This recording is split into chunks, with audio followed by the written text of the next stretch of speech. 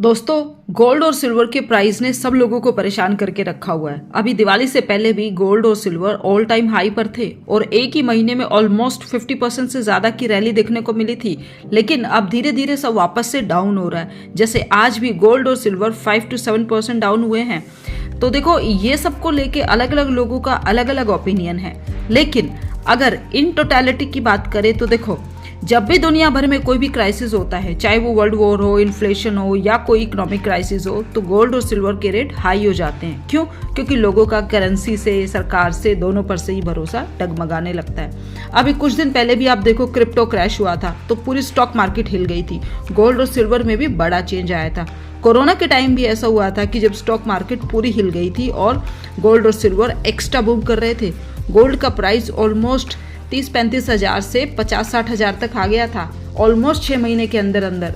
तो ऐसी सिचुएशन में पब्लिक जो है अपना पैसा सेफ जगह रखना पसंद करती है, इसलिए दुनिया भर में दोनों ही मेटल्स गोल्ड और सिल्वर की डिमांड बढ़ रही है। लेकिन देखो, अब समझने वाली बात यह है कि ये कोई भी नॉर्मल इंसान या कोई भी इन्वेस्टर जो गोल्ड सिल्वर में इंटरेस्टेड है या जिसको गोल्ड सिल्वर लेना है तो वो क्या करे।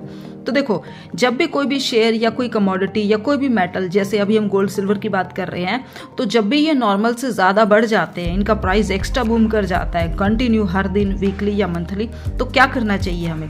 तो देखो, ऐसे में करना कुछ नहीं है। मतलब आप सिर्फ देखो और खुद से समझो कि कैसे प्राइस एक दिन से, एक महीने से या पिछले 3 महीनों से कितना बड़ा है। जैसे अभी गोल्ड की बात करें तो गोल्ड 60-70,000 से बढ़ना शुरू हुआ था और ऑलमोस्ट 1,30,35 हजार तक जा चुका है। दिवाली के 4 दिन बाद तो प्राइस 10 से 20% तक गिर चुके हैं। अभी जो गोल्ड और सिल्वर में इतना ज्यादा उतार चढ़ाव देखने को मिल रहा है दोस्तों, ऐसा पहले भी हो चुका है। कोरोना के टाइम पे भी जब आप देखो तो गोल्ड का रेट ऑलमोस्ट 40-42 की रेंज में चल रहा था और अचानक से प्राइस 56,000 तक चला गया था 2020 के अंदर ही। एक ही साल में इतना बड़ा चेंज आ गया था। लेकिन जैसे ही पैंडेमिक धीरे धीरे शांत हुआ, चीजें नॉर्मलाइज होनी शुरू हुई, तो वापस से गोल्ड का प्राइस डाउन हो गया था और फिर गोल्ड का प्राइस को स्टेबल होके 44-45,000 तक स्टेबल हो गया था। तो अभी भी सेम सिचुएशन है। अभी गोल्ड का प्राइस बहुत ज्यादा एक्स्ट्रा बूम कर रहा है, वापस से स्टेबल होगा, वापस से करेक्शन होगा और फिर एक फिक्स प्राइस मेंटेन हो जाएगा और तब आप अपनी जरूरत के हिसाब से बाय या सेल कर सकते हो। और दोस्तों, ये जो करेक्शन वाली चीज है, ये ना सिर्फ गोल्ड सिल्वर के केस में बल्कि पूरे शेयर मार्केट में हर शेयर पर ये चीज अप्लाई होती है कि जब भी कोई भी चीज एक्स्ट्रा बूम कर जाती है तो वो वापस से प्राइस करेक्शन जरूर होता है।